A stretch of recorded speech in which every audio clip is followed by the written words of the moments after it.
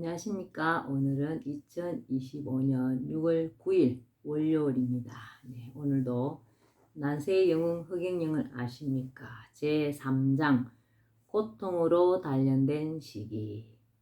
오랜 역사에서 숱한 시련과 고통을 겪은 한 민족은 이제 대붕이 될 시기가 되었다.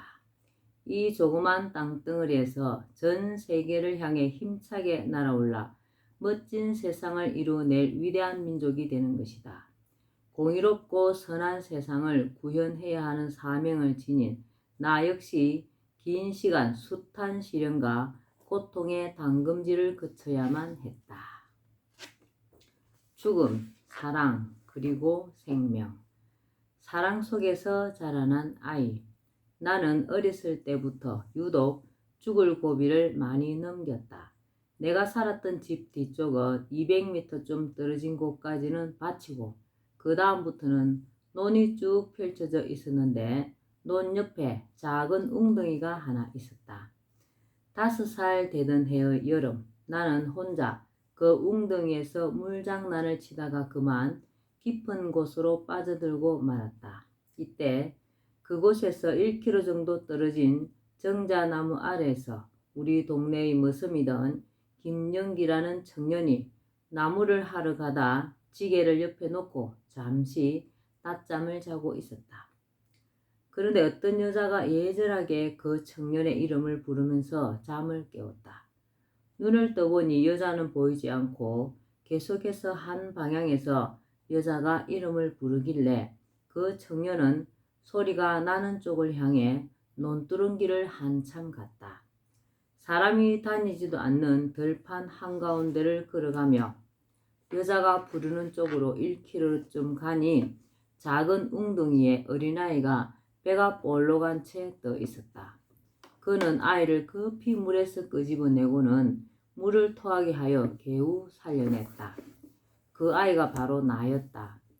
그런데 그가 나를 발견한 그 순간부터 여자의 음성이 들리지 않았다고 한다. 그 김영기라는 청년은 1년 전 내 어머니가 돌아가시자 어머니의 시신을 마을의 앞산에다 묻어준 일꾼이었다. 그 일 이후 그 청년이 들었던 예절한 여인의 목소리가 나 어머니였다는 소문이 마을에 퍼져나가 마을 아주머니들은 나만 보면 어린 것이 고생한다면서 머리를 쓰다듬어주고 돌아가신 어머니 아버지 이야기를 하며 눈물을 글썽이곤 했다. 그러면서 먹을 것도 주고 위로도 하며 관심을 보여주어 나는 누구 못지않게 많은 사랑 속에서 자랄 수 있었다. 죽음의 고비마다 나를 구한 힘. 몇 살 때였는지 기억이 나지 않지만 산에 나무를 하러 간 어느 날이었다. 솔방울을 따러 키 큰 나무에 올라갔다가 그만 발을 헛디뎌 나무에서 떨어지고 말았다. 그 순간 의식을 잃었는데 잠시 후 정신을 차리고 보니 복부 쪽에 길게 상처가 난 상태로 윗도리가 부러진 나뭇가지에 걸린 채 몸이 대롱대롱 매달려 있었다. 피가 나고 있었지만 상처는 다행히 그렇게 깊지는 않았다. 만약 나뭇가지에 걸리지 않고 그대로 땅에 떨어졌더라면 다리가 부러지거나 하여 심한 부상을 입었을 것이다. 나는 간신히 손을 뻗어 나무를 붙들고 옷을 나뭇가지에서 떼어낸 다음 나무에서 내려올 수 있었다. 9살 때는 솔방울을 한가문이 주워서 짊어지고 험한 절벽길을 아슬아슬하게 걸어 내려오는데 갑자기 돌풍이 불어 지게를 진 채 날아가 절벽 아래로 굴러 떨어졌다. 다행히 지게가 먼저 곤두박질 쳐서 몸은 크게 다치지 않았다. 몸이 먼저 돌에 부딪혔거나 지게에 깔리면서 내동댕이 쳐졌더라면 중상을 입거나 목숨이 위태로워졌을 사고였다.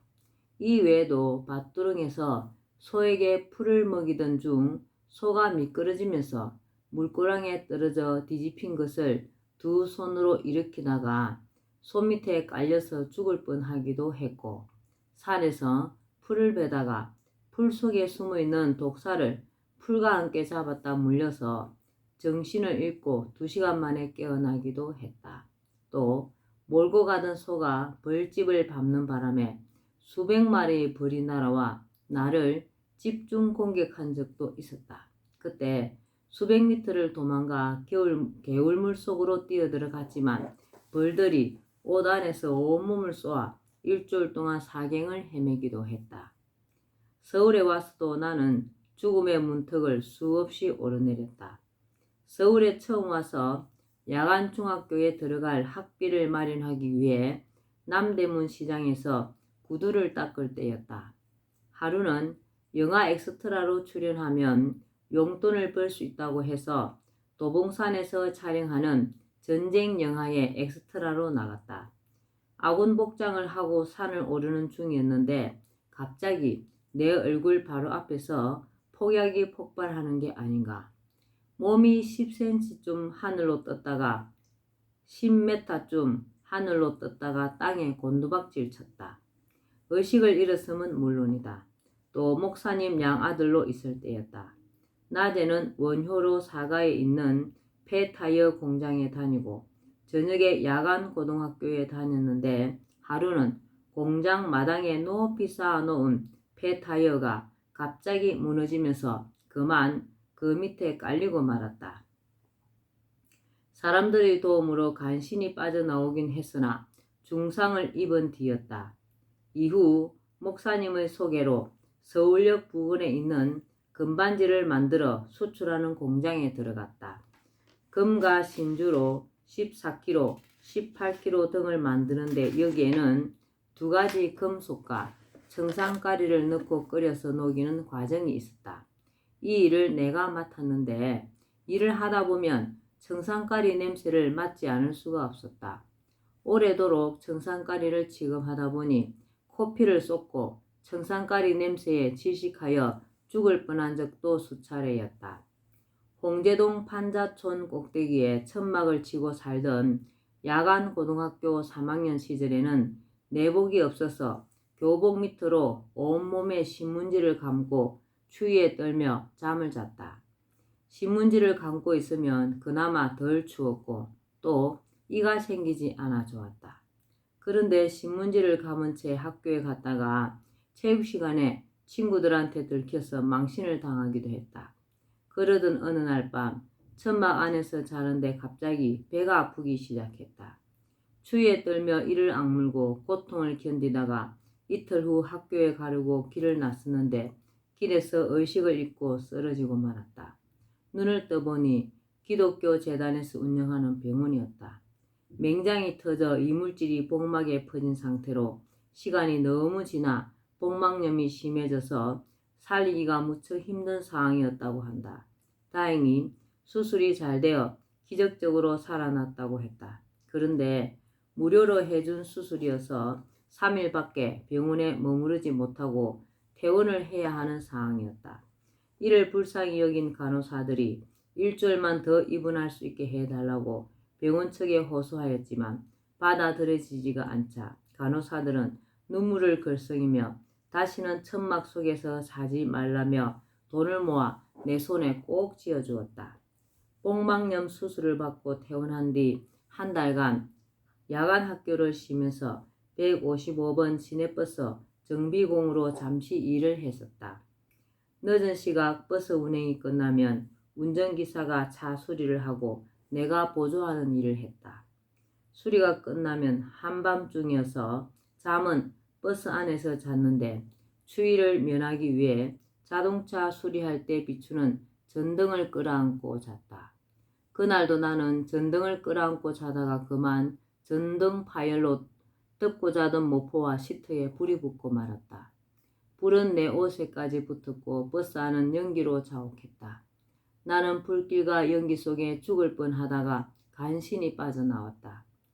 어느 날은 타고 가던 차가 맞은편에서 달려온 차와 정면 충돌하는 사고가 일어났는데 나 혼자만 살아나기도 하고 명동의 빌딩 공사장에서 벽돌을 지고 빌딩 4층으로 올리는 일을 하다가 2층에서 지게를 진 채 떨어져 의식을 잃은 적도 있다.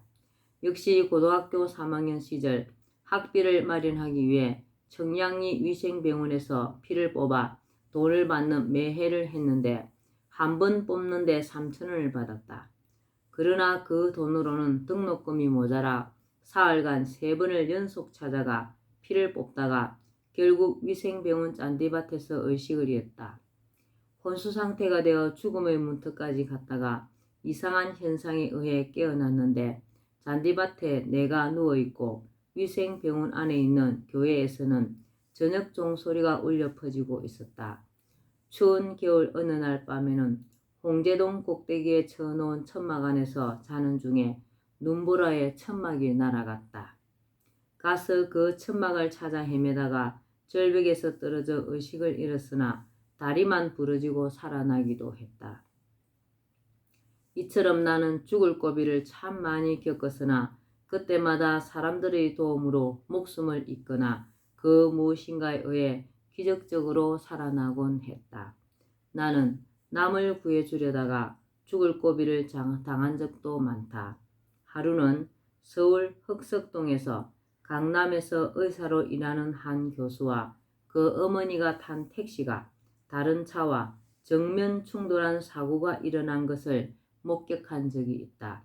이 사고로 두 사람 모두 큰 부상을 입은 채 의식을 잃고 택시 안에 방치되어 있었다. 그때 갑자기 그 택시에 불길이 일었다. 불길이 택시의 LPG 탱크 쪽으로 번지자 주변에 있던 많은 자동차와 사람들은 모두 도망을 쳤다. 흑석동 원불교 회관 앞 삼거리에서 차를 몰고 가던 나는 그 광경을 보자마자 죽을 각오를 하고 택시 쪽으로 다가갔다. 여기저기서 택시가 폭발한다며 빨리 물러나라고 소리를 질렀지만 나는 차를 택시 옆에 세우고 안에 있던 사람들을 모두 내 차로 옮겨 태웠다. 그러고는 1.5km쯤 떨어진 강남 성모병원으로 차를 몰고 달려갔다. 응급실의 의사가 조금만 더 피를 흘렸더라면 모두 죽었을 것이라고 하는 말을 들으면서 긴장이 풀린 나는 의식이 몽롱해졌다. 나의 이러한 구사일생의 사건들은 나를 더 강하게 단련시켜 주었고 남의 고통을 좀 더 깊이 이해할 수 있도록 하였다.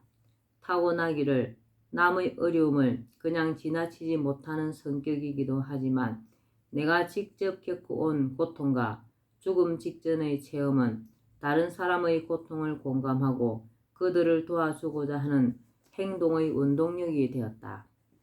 내게 큰 영향을 주었던 새 여인. 나는 버스 정비공으로 일하다 다시 천막으로 돌아왔으나 아직 몸이 완전히 회복되지 않은 상태였다. 그런 몸으로 천막 안에서 살다 보니 점점 배가 부르고 아픈 증상이 나타났다. 할 수 없이 밤이면 교회 강당에 들어가 쉬기도 하다가 어느 날 북한 산성 부근의 노고산에 있는 흥국사를 찾아갔다. 거기서 몸을 추스르며 절에 땔감을 해주고 밤에는 학교에 갔다. 내가 머문 곳은 대문 옆에 있는 한 평 정도의 작은 문간방이었다.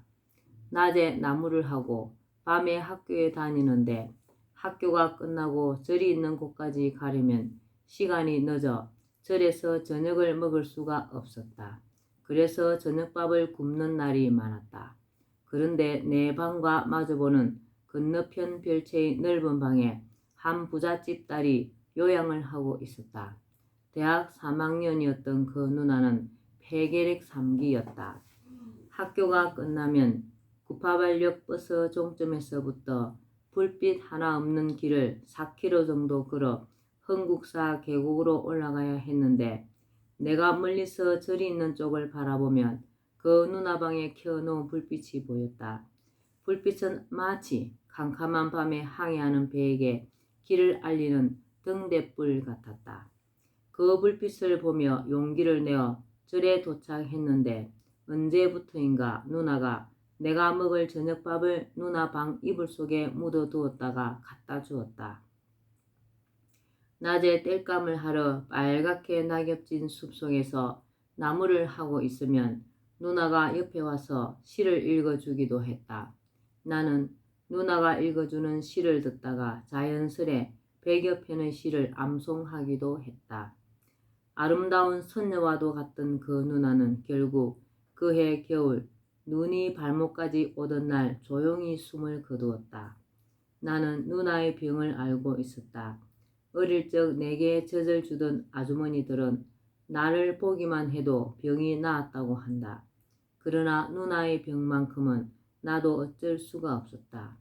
누나의 명이 그것밖에 되지 않은 탓도 있었지만 나 스스로 이별의 아픔을 비롯하여 인간이 겪은 수많은 고통을 몸소 체험하며 자신을 단련할 뿐만 아니라 인간의 온갖 감정과 고통을 이해하고 공감함으로써 장차 소명을 펼치기 위해서 나 자신을 준비하는 시기에 있었기 때문이었다.